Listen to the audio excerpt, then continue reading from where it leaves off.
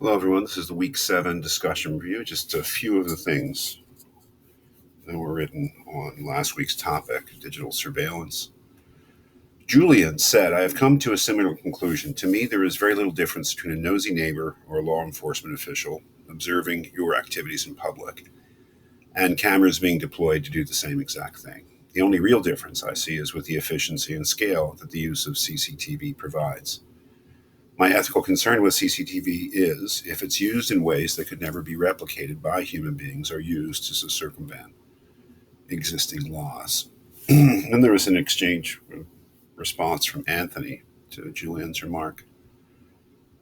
Anthony said, I think that you make a rational argument about how we should respond to law enforcement officials being able to access our personal electronic devices using methods that would seem like they would violate our right to privacy. I think that legally that is a gray area since when you are out in public, you do not have that reasonable expectation to privacy. I thought this exchange brought up to me an interesting point. I mean, obviously, Julian, I think, makes a reasonable point that maybe the difference between a digital observation of somebody's behavior and just an in-person, a neighbor or a police officer, I guess, observing is really not that big a difference in principle, but that we have to watch out for abuses. And then Anthony's response that, well, yeah, because we don't have a reasonable expectation of privacy when we're walking around in public, and I guess that's true. I mean, I guess I agree with that. That is, if you go out of your house and you're walking around. It's unreasonable to think that you won't be observed by people or that you won't be overheard by people.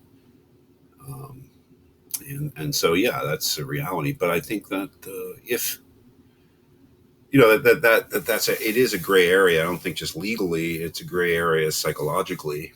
That is, if we go out in public, we usually do things in preparation for going out in public. We wear clothes, for instance, and certain types of clothes. Depending upon the venue or the place that we are, we try to be aware of our surroundings. Crossing the street, it's different being outside. However, I think that if we were aware that for much or all of the time we're outside, that our behavior was not only open to observation, but that we could expect that we were being digitally observed and recorded that whole time. Psychologically, I think that's a big difference. Legally, I'm not sure. We are being recorded all the time, and that in some cases is not a bad thing. You record a traffic accident, you have a record of it. You can sort out, who's to blame and what happened.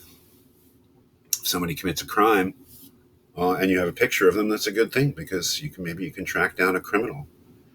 But psychologically, just the idea that we're being under constant, at least potential surveillance, because that's the whole idea of the panopticon. It's not the assurance that we're being observed.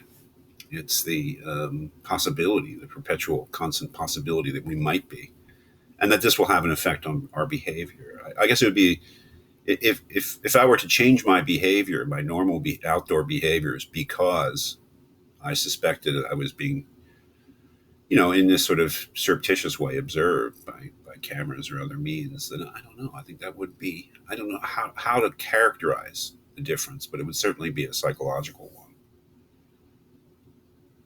Henry said, the other solution Moran provides, which I think is the one that makes the most sense, is to allow us citizens to become the watchers, called surveillance, which I understand, I guess it's from the French under, or from beneath, instead of from above, sir. We're already taking advantage of this with the cameras on our phones. We record the misconducts by law enforcement, like the case with George Floyd. The citizens are provided as much power to observe the people who are watching them. It provides a sense of checks and balances. As described by Moran, it would be a synopticon, where many watch the few. Yeah, I mean, it's an extremely good point, I think. and the idea of surveillance, the idea of, which is essentially what's happened with cell phones, that all of us are carrying a video camera around with us in our pockets all the time, is a great change to human life. And the capacity to record law enforcement obviously is a huge issue, a huge change in America, especially, I think. Um, so I guess, it seems to me that I'm not doubting what Henry says. I think it's a really good observation, but it seems to me that what we're engaged in then is a kind of an arms race between government or corporate entities that have a reason to surveil, and the average person. Problem is, the average person is outgunned, so to speak. I would say we have our we're empowered by our cell phones and other means to watch over the watchers, but I would imagine that power is somewhat disproportionate. That at least I would say that. That it is a way of asserting oneself in trying to observe the observers. But can we really be sure that we know all the ways we're being observed? I don't know. The reach and the power of corporate or government entities would seem to be, I don't know, to outweigh, in my mind, the power to sort of surveil. But excellent point, Henry. Peter said, uh, surveillance is a difficult topic because a balance needs to be found between the safety it provides and the privacy of those being surveyed. I think that Moran brings up a crucial point when he says, quote, our willingness to endure personal privacy infringements for the sake of perceived greater public good may allow pernicious encroachment on our privacy that's disproportionate to the gains in public safety, unquote. At some point, the increase in surveillance becomes disproportionate to the increase in public benefit, and the surveillance starts inching closer to being as destructive as what it was created to prevent. I think that we are reaching this turning point in the near future, if we haven't already. We need to start reconsidering how we will continue to use surveillance moving forward so surveillance doesn't turn into control. Well, I think this is a classic example of the Jonas thesis. The Jonas, warning about technology. And I think that if we apply the basic thesis, or one part of the foundation for the thesis is that the nature of technology has changed. That modern technology, because of its quantitative change in power, has resulted in a qualitative change in the conditions of human life. I think it can be applied very fruitfully to surveillance. As I said in my video somewhere, surveillance has been around forever. People have always spied on each other. People have always surveilled each other. So it's nothing new.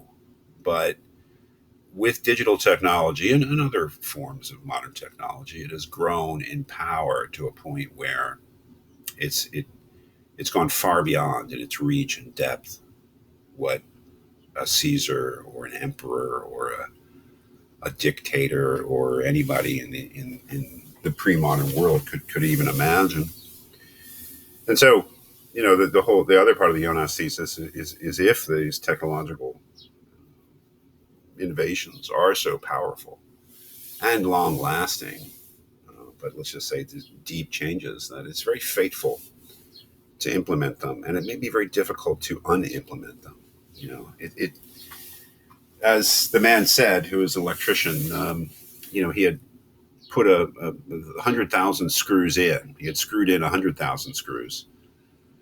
And he had unscrewed 100,000 screws in his career as an electrician, and he'd never broken a screw putting one in, but he had broken many taking them out.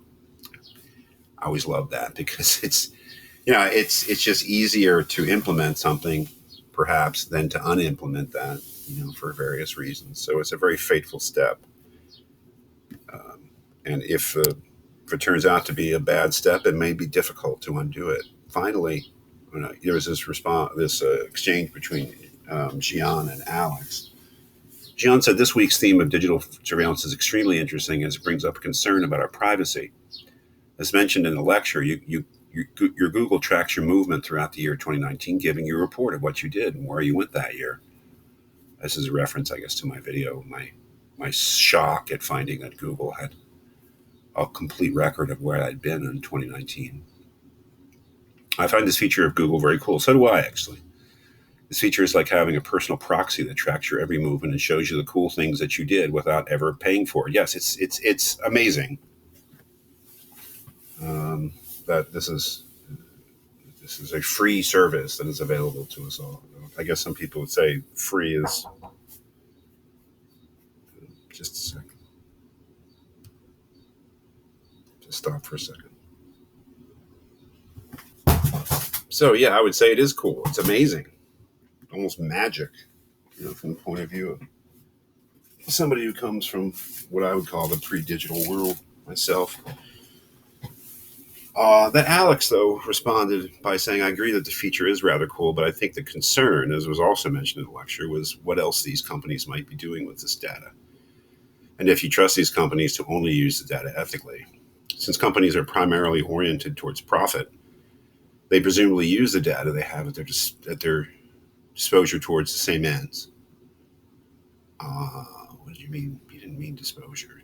At their disposal towards the same ends. In that sense, there will inevitably be concern about how much data these companies have on us and how they might use that data to manipulate us, such as through targeted advertising. While the technology may be impressive, we also ought to take into consideration the possible negative ways it can be used against us. I'm sure that Gian probably acknowledges Alex's concerns. I mean, I just thought that each of them brought up my own ambivalent feeling, each side of my ambivalence about being tracked by Google.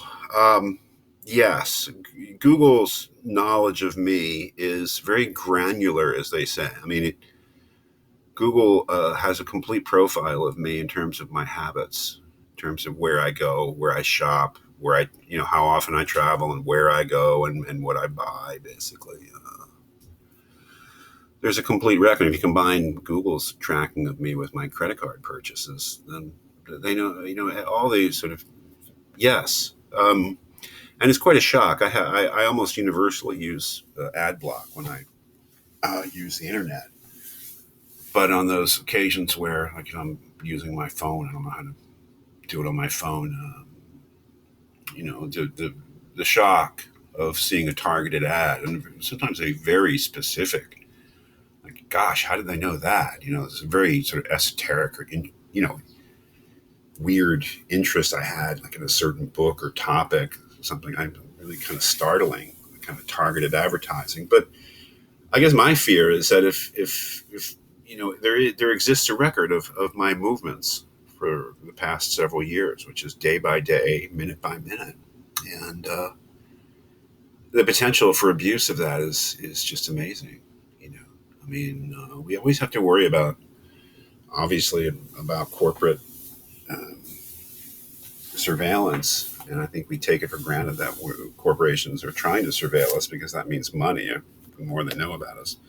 Because my fears are more about how a government could use that against not necessarily me, but if we have an unscrupulous government, I mean, imagine that happening. Imagine a tyrant rising in America. I mean, they could use that information if they could extort it from companies like Google, or get it from other sources to put pressure on political opponents, to silence people, to in all ways, and the kind of thing that does happen in many countries where the laws just are not strong enough, or they're basically tyrannies. So I think it's cool. I didn't turn it off. I still use the Google, whatever they call it, Google Travel, Google Tracking. But I probably, because I like it, but I probably should turn it off. And probably we should all turn it off.